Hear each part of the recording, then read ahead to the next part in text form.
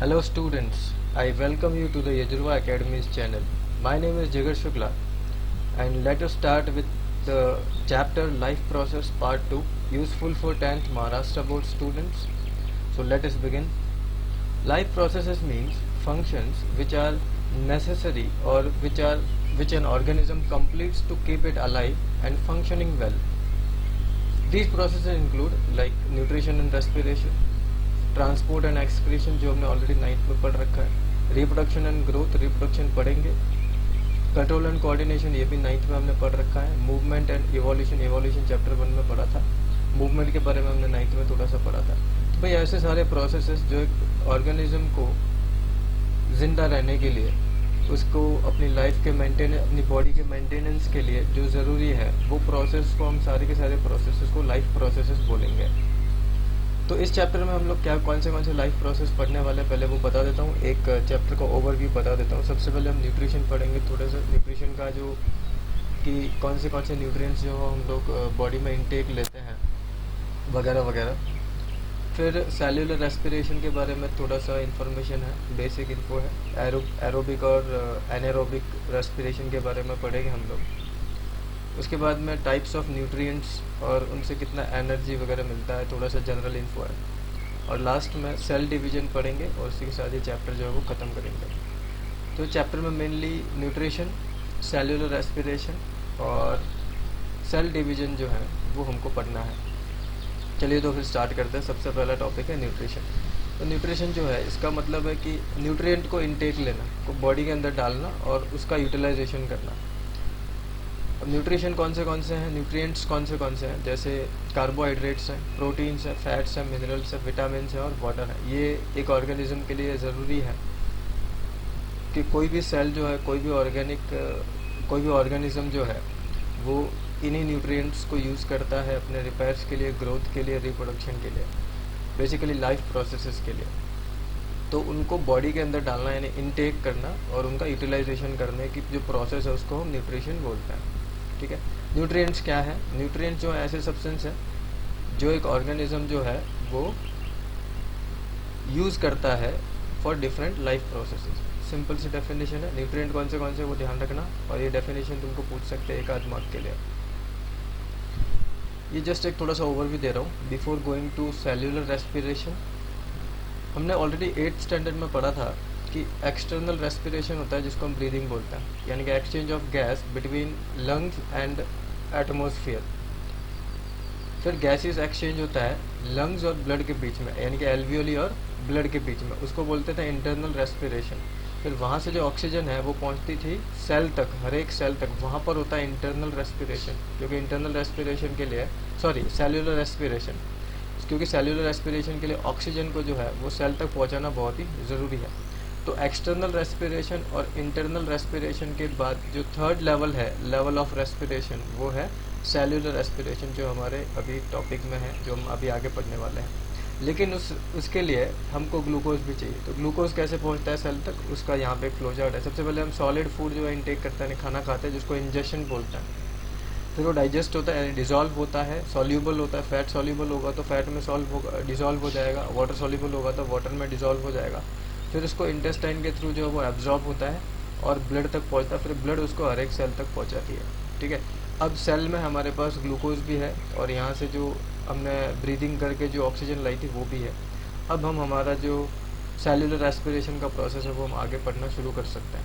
ठीक है। I hope you understood why I am teaching you the stuff which we have already been taught। तो यहाँ से अब हम सेल्यूलर रेस्पिरेशन शुरू करते हैं। चलिए, बट उससे पहले कुछ इंपॉर्टेंट टर्म्स पढ़ लेते हैं। ग्लूकोज का ये फॉर्मूला है, तो महाराष्ट्र बोर्ड वालों को ज़्यादा टेंशन नहीं लेनी, CBSE वाले याद रखना। ATP का मतलब एडिनोसाइन ट्राइफॉस्फेट, ADP का मतलब एडिनोसाइन डाइफॉस्फेट। अब ये बात ध्यान रखनी है, ATP is high energy molecule और ADP जो है वो लो एनर्जी मॉलिक्यूल है। उसमें से एक फॉस्फेट का ग्रुप जो है वो निकल जाता है जब भी हम एनर्जी यूटिलाइज करते हैं तब। पायरुविक एसिड जो है इसका formula CH3COCOO। Again Maharashtra board वालों को याद रखने की ज़रूरत नहीं है, लेकिन CBSE वालों को याद रखना पड़ेगा। लैक्टिक एसिड का फॉर्मूला है CH3CHOHCOOH। सो सेम चीज़ इथेनॉल C2H5OH और NADH2, इसका खाली नाम याद रखना, निकोटिनेमाइड एडिनाइन डाई न्यूक्लियोटाइड, और FADH2 is flavin adenine di nucleotide. ये कुछ इंपॉर्टेंट टर्म्स है जो हम बार बार जो हैं अभी हम यूज़ करने वाले हैं। हम 4 किलो कैलोरी जो है अपने को एनर्जी मिलती है पर ग्राम ऑफ कार्बोहाइड्रेट और प्रोटीन। ये जस्ट एक इन्फॉर्मेशन है, तो ध्यान रखना इसको। तो अभी हम सेलुलर रेस्पिरेशन की बात करते हैं। वो मेनली 2 टाइप का होता है, एरोबिक रेस्पिरेशन और एनेरोबिक रेस्पिरेशन। ठीक है, जब भी खाना खाया तो कार्बोहाइड्रेट जो है वो ग्लाइकोलिसिस की प्रोसेस में जाते हैं साइटोप्लाज्म में, उधर से पायरुविक एसिड बनता है, फिर उधर से एसिटाइल कोएंजाइम ए बनता है, वो जाता है क्रेब्स साइकिल में। क्रेब्स साइकिल जो है वो क्या है हम अभी पढ़ेंगे थोड़ी देर में, यहाँ पे जस्ट ओवरव्यू दे रहा हूँ। और उससे कार्बन डाइऑक्साइड H2O और एनर्जी जो है वो रिलीज होती है। ठीक है, यहाँ तक की जो प्रोसेस है वो साइटोप्लाज्म में होती है, और इसके बाद जो क्रेब्स साइकिल ऑपरेट होती है ये होती है माइटोकॉन्ड्रिया में। ये बात ध्यान रखनी है। अगर खाना नहीं खाया तो क्या होगा, तो जो बॉडी के अंदर ऑलरेडी जो लिपिड्स हैं और जो प्रोटीन स्टोर्ड है, प्रोटीन से बनेगा अमीनो एसिड और लिपिड से बनेगा फैटी एसिड। ये कब होगा, या तो फास्ट कर रहे हैं या हंगर की सिचुएशन है तब, तो वहाँ से जो है वो एसिटाइल कोएंजाइम प्रोड्यूस होएगा और उसके बाद में क्रेब साइकिल के अंदर जाएगा और सेम साइकिल जो वो कंटिन्यू होकर के एनर्जी अपने को रिलीज होगी। समझ में आया ये फ्लो चार्ट? डिटेल हम लोग अभी थोड़ी देर बाद पढ़ेंगे। एनारोबिक रेस्पिरेशन में क्या होता है, जो ग्लूकोज है जो कंज्यूम किया है वो ग्लाइकोलिसिस की प्रोसेस में जाएगा और पायरुविक एसिड बनाएगा। फिर डिपेंडिंग अपॉन द ऑर्गेनिज्म वो फर्मेंटेशन में जाता है। तो सारी प्रोसेस अभी फर्मेंटेशन में ही होगी। ग्लाइकोलिसिस साइटोप्लाज्म में हो गया, उसके बाद फर्मेंटेशन में जाएगा। अब अगर वो एरिथ्रोसाइट्स हैं यानी रेड ब्लड सेल्स हैं, मसल सेल्स है, या लैक्टोबैसिली बैक्टीरिया है तो लैक्टिक एसिड बनाएगा। अगर वो दूसरे माइक्रो ऑर्गेनिज्म है तो डिपेंडिंग अपॉन द ऑर्गेनिज्म वो या तो विनेगर बनाएगा, विटामिन बनाएगा। तो अलग अलग ऑर्गेनिज्म अलग अलग सब्सटेंसेस बनाते हैं, तो वो डिपेंड करेगा। और अगर यीस्ट है तो वो अल्कोहल बनाएगा और कार्बन डाइऑक्साइड बनाएगा। इधर वो लिखा नहीं हुआ है लेकिन ध्यान रखना अल्कोहल के साथ हमेशा कार्बन डाइऑक्साइड गैस रिलीज होगी। तो ये जस्ट एक ओवरव्यू था, अभी हम इनको डिटेल में पढ़ते हैं। क्रेब साइकिल क्या होती है स्पेशली वो थोड़ा सा ज़्यादा डिटेल्स है। तो एनारोबिक में ऑक्सीजन प्रेजेंट नहीं होती, ये बात ध्यान रखना, इसीलिए इसको एनारोबिक बोला है। और एरोबिक रेस्पिरेशन में ऑक्सीजन प्रेजेंट होती है, इसीलिए इसको एरोबिक बोला है। ठीक है, तो पहले पढ़ते हैं हम लोग एरोबिक रेस्पिरेशन। तो एरोबिक रेस्पिरेशन 3 स्टेजेस से होके जाती है। पहली है ग्लाइकोलिसिस, दूसरी है TCA यानी कि ट्राई कार्बोक्सिलिक एसिड साइकिल, और तीसरी है इलेक्ट्रॉन चेन ट्रांसफ़र। तो हम ये तीनों को एक एक करके पढ़ते हैं। ग्लाइकोलिसिस जो वो साइटोप्लाज्म में होती है, और इसमें जो ग्लूकोज का मॉलिक्यूल है वो ऑक्सीडाइज होता है स्टेप बाय स्टेप, वो स्टेप्स अपने को नहीं है। तो सबसे पहले तो पायरुविक एसिड के 2 मॉलिक्यूल बनेंगे, ATP के 2 मॉलिक्यूल बनेंगे, और NADH2 के भी 2 मॉलिक्यूल बनेंगे, और वाटर के 2 मॉलिक्यूल बनेंगे। यानी कि एक ग्लूकोज के मॉलिक्यूल से 2 पायरुविक एसिड, 2 ATP, 2 NADH2 और 2 वाटर के मॉलिक्यूल बनते हैं। ध्यान रखना ये पहला स्टेप। फिर जो पायरुविक एसिड का जो मॉलिक्यूल है वो कन्वर्ट होता है एसिटाइल कोएंजाइम ए में। ठीक है, और इसके साथ ही 2 मॉलिक्यूल NADH2 के और 2 मॉलिक्यूल कार्बन डाइऑक्साइड के भी रिलीज होते हैं इस प्रोसेस में। ठीक है, तो पहले तो क्या हुआ, पायरुविक एसिड बना, फिर पायरुविक एसिड से एसिटाइल कोएंजाइम ए बना, और उसमें जो जी सब्सटेंस है वो ध्यान रखना, वो लिख लेना तुम केमिकल इक्वेशन के फॉर्मेट में, इसको एक बार लिख लेना। ठीक है, यहाँ पे ये इसको इसमें कैसे लिखा हुआ है, पैराग्राफ फॉर्मेट में लिखा है। तो तुम केमिकल रिएक्शन नहीं लिखनी, इक्वेशन नहीं लिखनी है, खाली वर्ड इक्वेशन लिख देना इसके। फिर पढ़ते हैं ट्राई कार्बोक्सिलिक एसिड साइकिल। अब जो साइटोप्लाज्म में जो एसिटाइल कोएंजाइम ए बना है वो एंटर करता है माइटोकॉन्ड्रिया में। ठीक है, माइटोकॉन्ड्रिया में वो चला गया, वहाँ पे साइक्लिक चेन होती है जिसको हम ट्राई कार्बोक्सिलिक एसिड साइकिल बोलते हैं। इसके अंदर एसिटाइल कोएंजाइम जो है वो कम्प्लीटली ऑक्सीडाइज होता है, और उसमें कार्बन डाइऑक्साइड, वाटर, NADH2 और FADH2 के जो मॉलिक्यूल्स हैं वो अपने को मिलता है। ठीक है, बस इतना ही याद रखना कि इसमें से एसिटाइल कोएंजाइम ए से कार्बन डाइऑक्साइड, H2, NADH2 और FADH2 जो है वो मिले हैं। कितने मिले, कैसे मिले, वो नहीं है, बस इतना ध्यान रखना कि एसिटाइल कोएंजाइम ए से क्या क्या सब्सटेंसेस फॉर्म हुए। तो कार्बन डाइऑक्साइड बना, वाटर बना, NaCH2 और FADH2 वो बने हैं। फिर जो NADH2 और FADH2 है वो जाते हैं इलेक्ट्रॉन चेन ट्रांसफ़र रिएक्शन में। इसके अंदर क्या होता है, जो 3 मॉलिक्यूल हैं एटीपी के मिलते हैं, एक NADH2 से और एक FADH2 से 2 मॉलिक्यूल मिलते हैं एटीपी के, और इसके अलावा वाटर के मॉलिक्यूल भी बनते हैं। और इसी के साथ ये जो चेन रिएक्शन है ये भी ख़त्म हो जाती है, और ये माइटोकॉन्ड्रिया में ही होती है। तो ध्यान रखना TC है, यानी कि ट्राई कार्बोक्सिलिक एसिड रिएक्शन, और ये जो इलेक्ट्रॉन चेन ट्रांसफ़र रिएक्शन है, ये जो साइकिल्स हैं ये कहाँ होती है, माइटोकॉन्ड्रिया में होती है, ध्यान रखना। और ग्लाइकोलिसिस कहाँ होता है, वो साइटोप्लाज्म में होता है। तो इस तरह से जो ग्लूकोज है वो कम्प्लीटली ऑक्सीडाइज होता है, और एरोबिक रेस्पिरेशन में कार्बन डाइऑक्साइड और वाटर जो है वो एनर्जी के साथ में रिलीज होता है। तो ये था सेल्यूलर रेस्पिरेशन। आई होप आपको समझाओ। अगर कुछ भी डाउट है तो प्लीज़ मुझे व्हाट्सअप करो। अच्छा, वो मैंने अभी ये बताया कि अगर फास्टिंग की सिचुएशन है तो वहाँ पे कार्बोहाइड्रेट्स नहीं मिलते हैं बॉडी में, तो वहाँ पे क्या होता है, जो प्रोटीन्स हैं और लिपिड्स हैं, लिपिड क्या होता है फिर आगे आएगा तो मैं बताऊँगा, वो फैटी एसिड्स में और अमीनो एसिड में कन्वर्ट होता है। क्योंकि हमने पढ़ा था कि प्रोटीन जो अमीनो एसिड से ही बनता है ना, चैप्टर 1 में पढ़ा था, और जो लिपिड्स हैं वो फैटी एसिड से बनते हैं, या फिर हम डाइजेस्ट करते हैं फैटी एसिड्स को और उससे लिपिड्स बनते हैं। वो डिपेंड करता है, अगर भूखे हैं और एनर्जी चाहिए तो प्रोटीन जो है और लिपिड्स जो हैं वो कन्वर्ट होंगे फैटी एसिड और अमीनो एसिड में, ठीक है।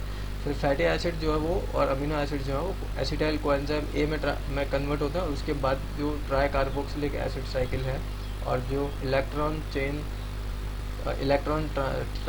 ट्रांसफ़र रिएक्शन है वो होती है माइटोकॉन्ड्रिया में। और फिर जो पूरी की पूरी चेन है वो, इसको हम बोलते हैं क्रेब्स साइकिल, ठीक है। किसको, ट्राई कार्बोक्सिलिक एसिड साइकिल को और इलेक्ट्रॉन ट्रांसफ़र चेन को जो है हम क्रेब साइकिल बोलते हैं। क्रेब साइकिल इसलिए बोलते हैं क्योंकि ये सर हैंस क्रेब एक साइंटिस्ट का नाम है और उन्होंने इसे डिस्कवर किया था, तो उनको हम रेस्पेक्ट देने के लिए उनके याद में हम इसका नाम रखा है क्रेब साइकिल, ठीक है। चलो तो थोड़ा आगे जाते हैं। अभी पढ़ते हैं एनारोबिक रेस्पिरेशन। ये रेस्पिरेशन साइटोप्लाज्म में होती है, इसमें ऑक्सीजन नहीं होती है।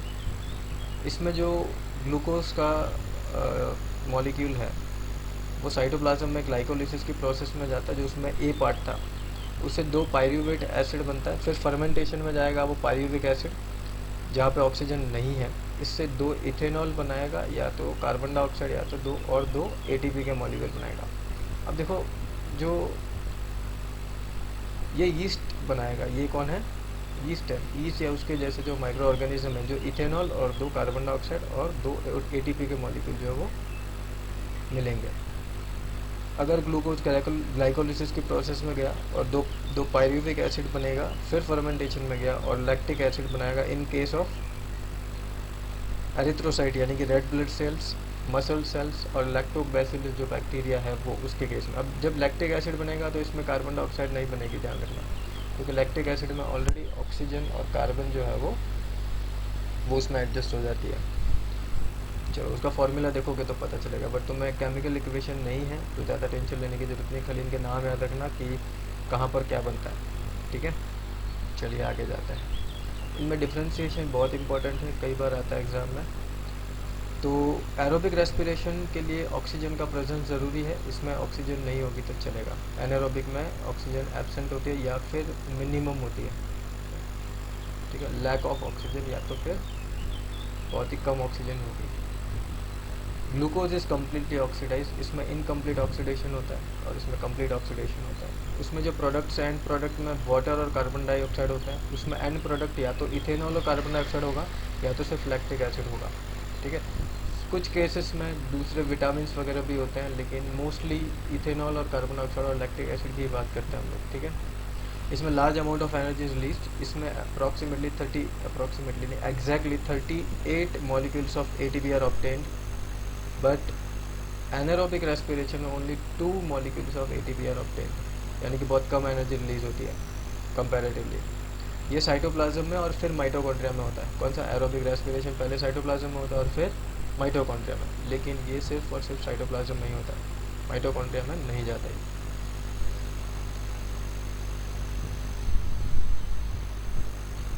अलग अलग टाइप के प्रोटीन्स के बारे में थोड़ा सा जानते हैं। हमने प्रोटीन सिंथेसिस की प्रोसेस पढ़ी है चैप्टर 1 में। तो अमीनो एसिड से ही अलग अलग टाइप के प्रोटीन बनते हैं, तो ये अमीनो एसिड यहाँ इसलिए बीच में लिखा हुआ है। ऐसे देखो, अगर स्किन के लिए सेल्स बनाने हैं तो उसके लिए जो प्रोटीन्स चाहिए होगा वो होगा मेलानिन और केराटिन। बोन्स बनाने हैं तो उसके लिए जो है ओसिन, इस तरह से अलग अलग प्रोटीन्स के नाम हैं, तो जस्ट याद रखने के लिए है, ज़्यादा एग्जाम में कभी आता नहीं है, लेकिन जस्ट याद रखना। ब्लड का इंपॉर्टेंट है हीमोग्लोबिन, ठीक है।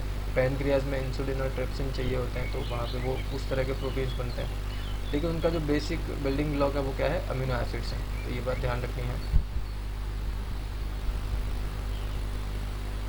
अगर एक्सेस ऑफ अमीनो एसिड है, अगर हम बहुत ज़्यादा प्रोटीन खा ले तो क्या होगा, तो या तो वो ब्रोक डाउन करके अमोनिया बना लेगा और वो हम लोग यूरिन के साथ में बाहर निकल जाएगा, ठीक है, या फिर उसको कन्वर्ट करेगा दूसरे यूजफुल सब्सटेंसेस में, वो उस प्रोसेस को बोलते हैं ग्लूकोजिनेसिस, ठीक है।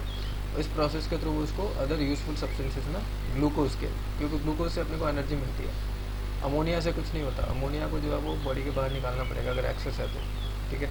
तो प्लांट जो है वो प्रोड्यूस करते हैं अमीनो एसिड, जो एक्सेस, तो वो मिनरल होता है उसको बोलते हैं डिनोवो, और वो अलग अलग टाइप के प्रोटीन्स बनाते हैं, लेकिन जो सबसे कॉमन है वो रुबिस्को है, ठीक है, जो क्लोरोप्लास्ट में मिलता है, जो प्रोटीन है वो रुबिस्को प्रोटीन जो वो क्लोरोप्लास्ट में मोस्टली प्लांट्स के सेल में मिलता है, तो वो काफ़ी अबंडेंट प्रोटीन है जो प्लांट्स में मिलता है। लिपिड्स क्या होता है, एक ऐसा सब्सटेंस जो अल्कोहल और फैटी एसिड के बीच में बॉन्ड से बनता है, ठीक है। अल्कोहल के बारे में तो हमको पता है, फैटी एसिड्स जो हैं वो ऑर्गेनिक एसिड्स हैं, अभी के लिए इतना काफ़ी है। उनके बीच में जब स्पेशल बॉन्ड होता है तब उस नए कंपाउंड को बोलता है लिपिड्स, ठीक है। ये जो लिपिड्स हैं ये फैटी एसिड में और अल्कोहल में कन्वर्ट होता है जब हम फास्ट रखते हैं, मैंने बोला जब हम उपवास रखते हैं या भूखे हैं, तो बाहर से कार्बोहाइड्रेट जो डाइजेस्ट हो नहीं रहा है, तो वो क्या करेगा, जो लिपिड्स हैं हमारी बॉडी में ऑलरेडी, उसी को वो डाइजेस्ट करना शुरू करेगा, तो उसमें फैटी एसिड्स बनेगा और अल्कोहल बनेगा, फिर फैटी एसिड्स एब्जॉर्ब होगा और डिस्ट्रीब्यूट हो जाएगा पूरी बॉडी में, और सेल में जो वो रेस्पिरेशन होगा जैसे हमने पढ़ा, और जो अलग अलग सेल्स हैं वो अलग अलग तरह के सब्सटेंस जो है वो तैयार करती है अपने लिए, जैसे मॉलिक्यूल जो है वो फॉस्फोलिपिड जो है, ये एक तरह का फॉस्फोलिपिड जो है ये भी लिपिड ही है। इसका क्या यूज़ है, ये एसेंशियल है प्लाज्मा मेम्ब्रेन को बनने के लिए, और अलग अलग टाइप के हार्मोन्स को प्रोड्यूस करने के लिए भी ज़रूरी है, जैसे progesterone, estrogen, testosterone, aldosterone etcetera. ये सारे नाम सुनने को लग रहा है क्या, 9th में आए थे ये प्रोजेस्टेरॉन और एस्ट्रोजन जो है वो फीमेल हार्मोन्स हैं, और टेस्टेस्टेरॉन और टेस्टेस्टेरॉन मेल हार्मोन है, ठीक है। तो ध्यान रखिए अलग अलग तरह के हार्मोन्स हैं।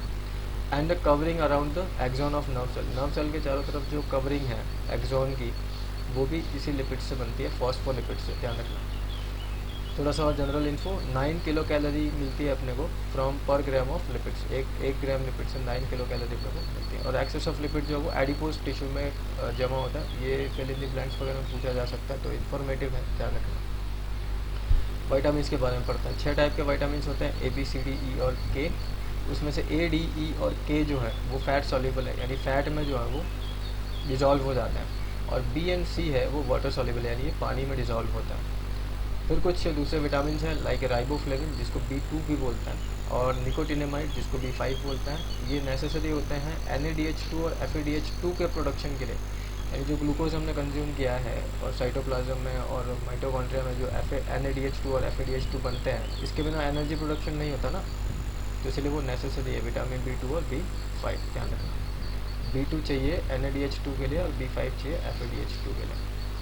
दूसरे न्यूट्रिएंट्स भी होते हैं जैसे वाटर जो है हमारी बॉडी अप्रॉक्सीमेटली 65 से 70% बॉडी पानी से बनी है, तो इसको ऑब्वियसली पानी चाहिए।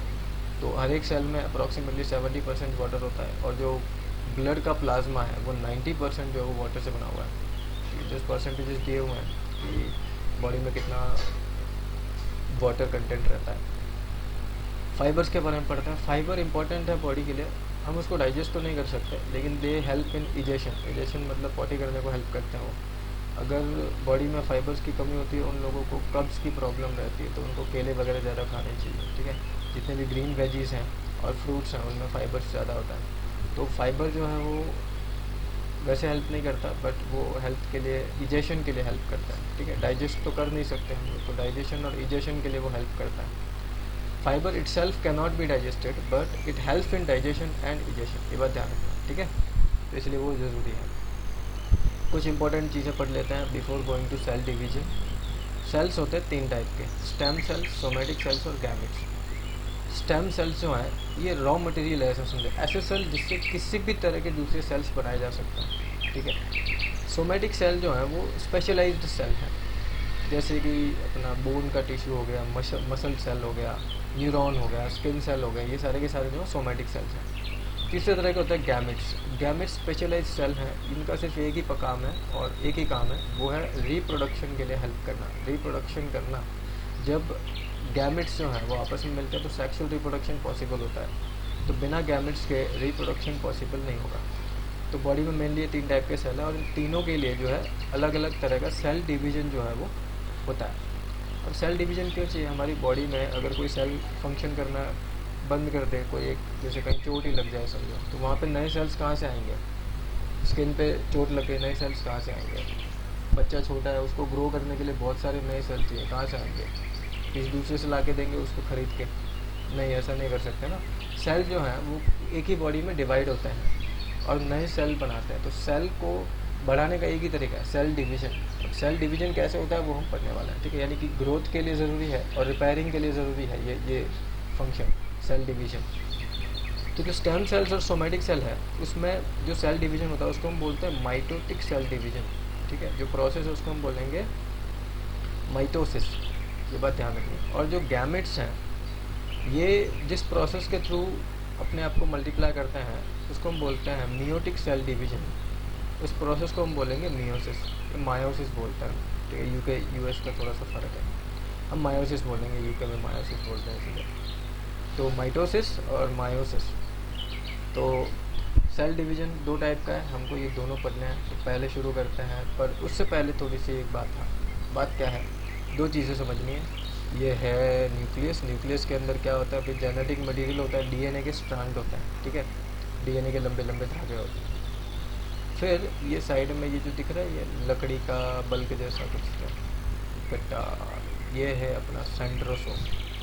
ये 2 चीज़ें अपने को ये पता होनी चाहिए। सेंट्रोसोम का इसमें काफ़ी इंपॉर्टेंट रोल है, ये स्पिंडल फाइबर बनाएगा, ठीक है, जो कि हेल्प करेगा सेल को डिवाइड होने में।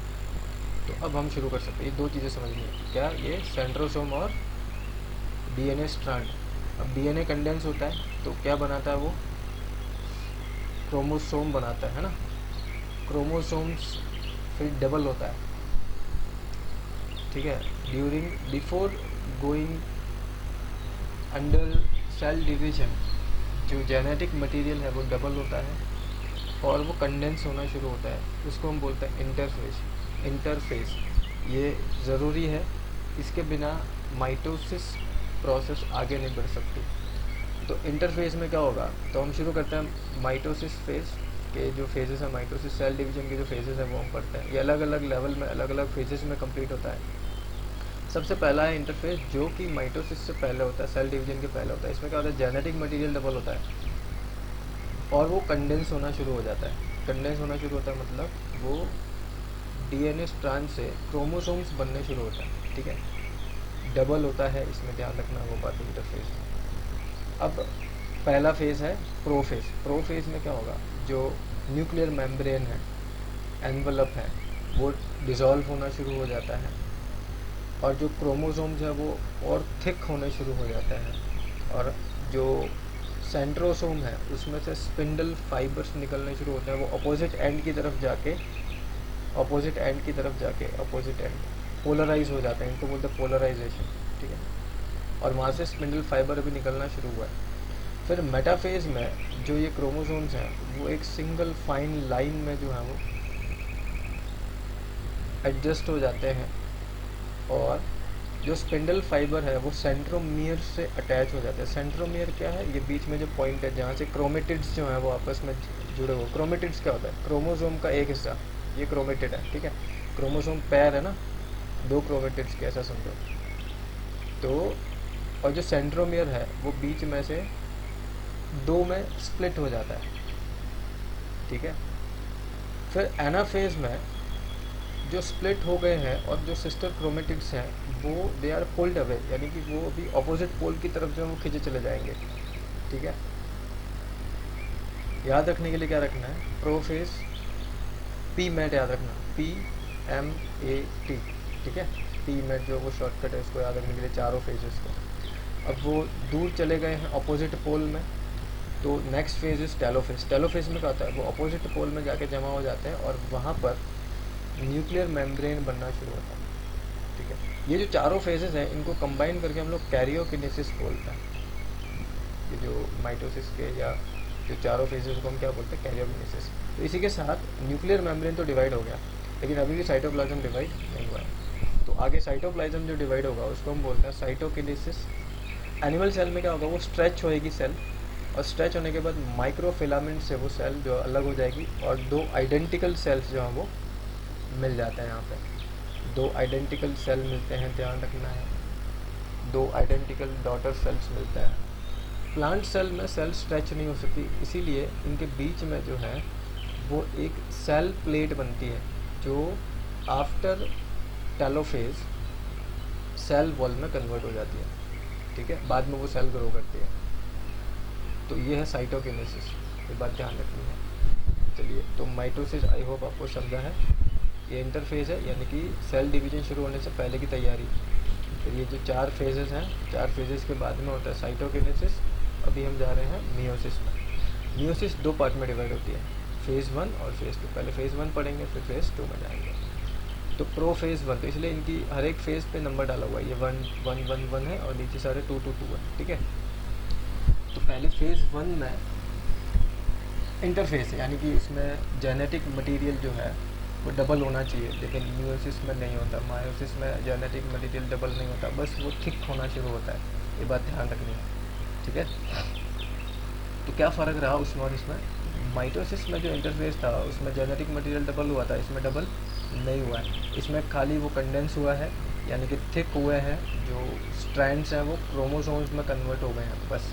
इसके अलावा एक और नई चीज़ होती है, वो होती है क्रॉसिंग ओवर, यानी जो होमोलॉगस क्रोमोसोम्स हैं वो आपस में जुड़ते हैं और जेनेटिक इंफॉर्मेशन को ट्रांसफ़र करते हैं from one chromosome to other.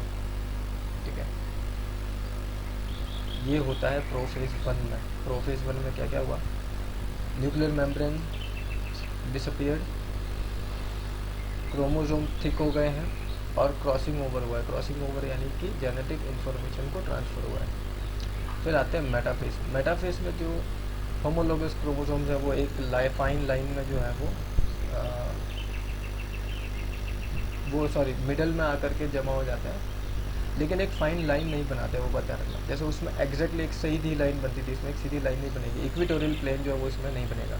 ठीक है, तब जो स्पिंडल फाइबर्स हैं वो क्रोमोसोम से अटैच हो जाते हैं और एनाफेज 1 में chromosomes itself is being pulled away.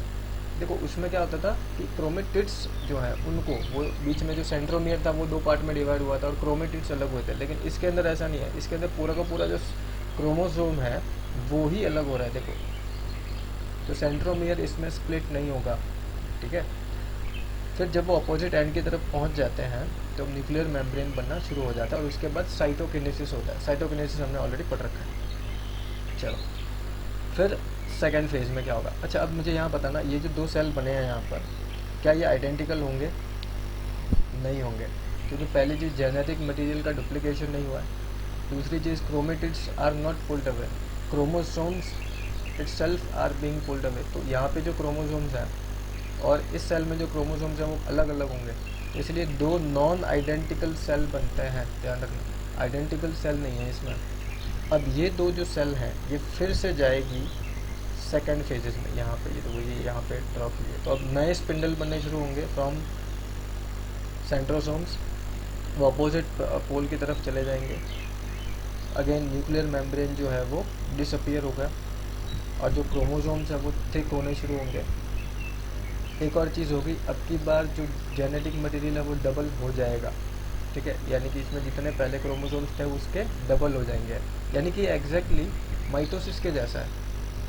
फिर क्या होगा? मेटाफेज में वो एक इक्वेटोरियल प्लेन में जमा होंगे, स्पिंडल फाइबर उनके जो सेंट्रोमियर है वहाँ पे वो अटैच हो जाएंगे। फिर जो क्रोमेटिड्स हैं दे आर पुल्ड अवे। देखो क्रोमेटिड्स, अब की बार क्रोमोसोम अलग नहीं जा रहे हैं, दूर दूर नहीं जा रहे, क्रोमेटिड्स जो है वो दूर दूर जा रहे हैं। ठीक है, यानी कि एग्जैक्टली माइटोसिस के जैसा है एनाफेज में। फिर ये जब अपोजिट पोल की तरफ पहुंच जाते हैं क्रोमेटिड्स, तब हम उनको वापस क्रोमोसोम ही बोलते हैं। तो फिर से एक न्यूक्लियर मेम्ब्रेन बनना शुरू होती है टेलोफेज में, और बाद में साइटोकिनेसिस होता है, यानी कि साइटोप्लाज्म डिवाइड हो जाता है और दो सेल बन जाते हैं। आई होप आपको ये मायोसिस समझा है। अगर कुछ भी डाउट है तो प्लीज़ मुझे बताइए, वो पार्ट मैं फिर से एक्सप्लेन कर दूँगा आप लोगों को। इनमें डिफ्रेंशिएशन देख लेते हैं एक बार, इंपॉर्टेंट है एग्जाम पॉइंट ऑफ व्यू से भी। तो mitosis occurs in somatic cells और meiosis occurs in germ cells, यानी गैमेट्स में होता है वो। इसमें खाली एक ही बार डिवाइड होता है और इसमें 2 बार न्यूक्लियस डिवाइड होता है। 2 आइडेंटिकल डॉटर सेल्स बनता है, उसमें 4 नॉन आइडेंटिकल डॉटर सेल्स बनता है। ये बात ध्यान रखना, ठीक है। ये आइडेंटिकल नॉन आइडेंटिकल लिखा हुआ नहीं है, लेकिन अपने को पता रहना चाहिए वो। डॉटर सेल डाइप्लॉइड होता है। डाइप्लॉइड होता है मतलब उसमें कंप्लीट जितने क्रोमोसोम्स होने चाहिए उतने होते हैं, यानी ह्यूमन के केस में 46 होंगे, तो जो रिजल्टेंट 2 सेल होगी उसमें भी 46 क्रोमोसोम्स ही होंगे। लेकिन मायोसिस में कि डॉटर सेल्स हैप्लॉइड होता है, यानी कि अगर ह्यूमन में समझो 46 क्रोमोसोम्स हैं तो उसमें हाफ ही रहेंगे, यानी 23 क्रोमोसोम्स ही होंगे गैमेट्स में, जो डॉटर सेल्स है उसके अंदर। यानी जर्म सेल की बात हो रही है, स्पर्म्स और ओवम की बात हो रही है, ठीक है। ये काफ़ी फ्रीक्वेंटली होता है और ये बहुत कम फ्रीक्वेंटली होता है। डॉटर सेल्स जो हैं वो सोमेटिक ऑर्गन्स में बनते हैं और यहाँ पे डॉटर सेल जो है वो गैमेट्स बनाते हैं। फिर इसमें एक ही फेजेस होते हैं सबके, प्रोफेज, मेटाफेज, एनाफेज, और जो टेलोफेज है उनके एक एक फेज ही होते हैं, लेकिन इसमें सबके 2-2 फेज होते हैं, ठीक है। इसमें क्रोमोसोम जो है उसका नंबर चेंज नहीं होता और उसमें जो नंबर जो है वो हाफ हो जाता है, रिड्यूस हो जाता है ना, देखा था ना हमने। इसमें जो क्रोमोसोम्स हैं वो स्टार्टिंग में डबल हो जाते हैं, इसमें डबल नहीं होते फर्स्ट फेज़ में, उसमें सेकंड फेज़ के स्टार्टिंग में डबल होता है ना। 2 फेजेस है ना मायोसिस के, तो इसमें जो सेकंड फेज़ के स्टार्टिंग में डबल होते हैं, मैंने आपको बताया था, क्योंकि वो एग्जैक्टली माइटोसिस के जैसा था। इसमें क्रॉसिंग ओवर नहीं होती और इसमें फेज़ 1 में क्रॉसिंग ओवर होती है ना। और ये इक्वेशन डिवीजन है, यानी इसमें जो क्रोमोसोम्स वो इक्वली डिवाइड होता है, इसमें नहीं है। इसमें जो डॉटर सेल्स हैं उनके पास हाफ द क्रोमोसोम्स होते हैं, इसलिए इसको रिडक्शन डिवीजन बोलते। चलो ठीक है, चलिए तो अभी ज़रा वीडियो देख लेते हैं और उसी के साथ हमारा चैप्टर ख़त्म। Presented in a split screen, mitosis on the left, meiosis on the right. Both of these processes, along with the cytokinesis that follows them to split the cytoplasm, are involved in making new cells. Mitosis results in body cells. Meiosis results in sperm and egg cells, otherwise known as the fancy term gametes. Before we start mitosis and meiosis, let's look at what you start with. Your starting cell in both mitosis and meiosis is diploid, written here as 2N. That means it has 2 sets of chromosomes. In humans, that's including 1 set of 23 chromosomes from mom and 1 set of 23 chromosomes from dad. 46 chromosomes total. During interphase, the cell duplicates the chromosomes. When you duplicate 46 chromosomes, you still say there are 46 chromosomes, as the newly duplicated portion is still attached at the centromere region. But there are actually 92 chromatids. Interphase isn't part of mitosis or meiosis, but it's a really important phase because it duplicates chromosomes before we get started. Just to point out, it's really hard to draw 46 chromosomes. We're going to use 6 chromosomes in our diagrams when we illustrate what's happening, because it's much easier to draw and visualize. Oh, and just a fun fact, some insects have 6 chromosomes, like mosquitoes. Unfortunately, I'm not a fan of mosquitoes, but mosquitoes do both mitosis and meiosis. When learning the stages, we give the acronym PMAT, which is helpful for understanding the stages. Both mitosis and meiosis go through these stages, but meiosis goes through them twice, and therefore has a number next to each PMAT stage. We're going to show some basic events for each PMAT stage, but please know that there is way more detail to explore than what we can include in this quick video. Prophase in mitosis. Remember that pro can mean before, and this stage comes before the others. The chromosomes are visible. We say they're condensing, which means they are thickening. Prophase 1 in meiosis. Happening here too, but the chromosomes are actually going to match up with their homologous pairs.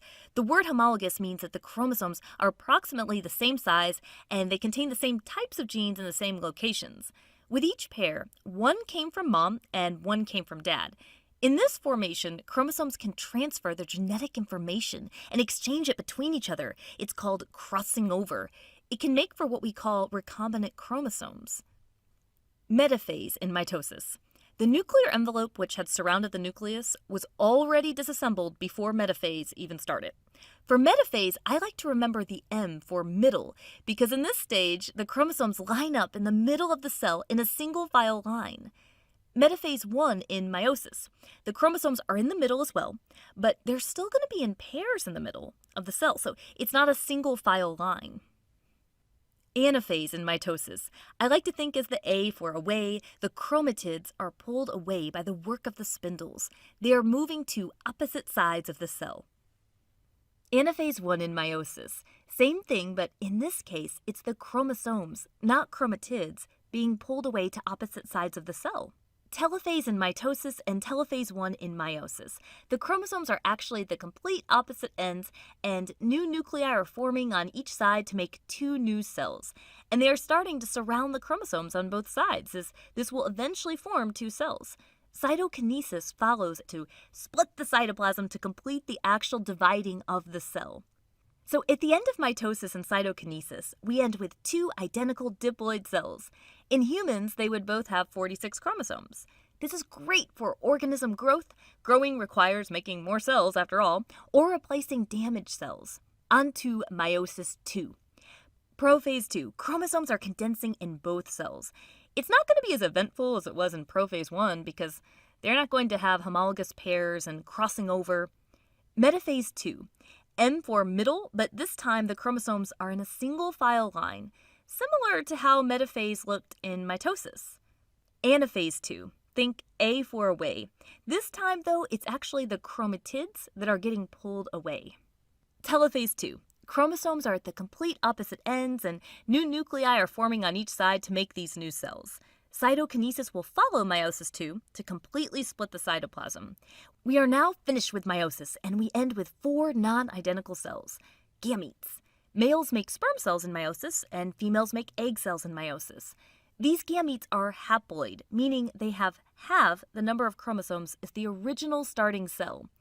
In the case of humans, the resulting cells would each have 23 chromosomes. By the way, when a sperm and egg cell combine, it results into a diploid cell, a fertilized egg, otherwise known as a zygote, which will then start a series of divisions using mitosis to give rise to a brand new organism.